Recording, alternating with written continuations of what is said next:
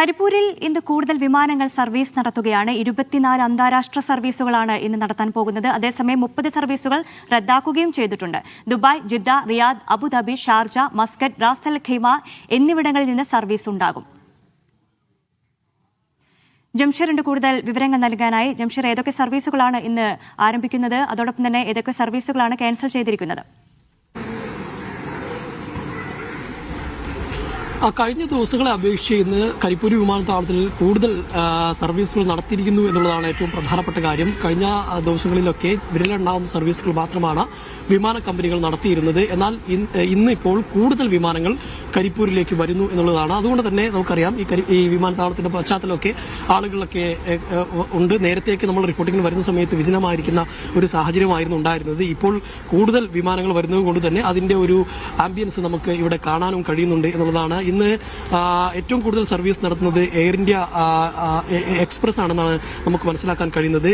അത് മസ്കറ്റിലേക്കാണ് ഏറ്റവും കൂടുതൽ സർവീസ് ഉള്ളത്. പിന്നെ റിയാദിലേക്ക് 4 സർവീസുകളുണ്ട്.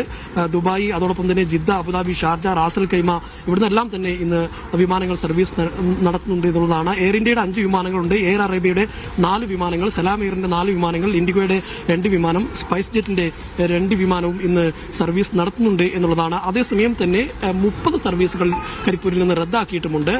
കരിപ്പൂരിലേക്ക് വരേണ്ട 15 സർവീസുകളും കരിപ്പൂരിൽ നിന്നുള്ള 15 സർവീസുകളുമാണ് റദ്ദാക്കിയിട്ടുള്ളത് എന്നുള്ളതാണ്. ഇപ്പോൾ നിലവിൽ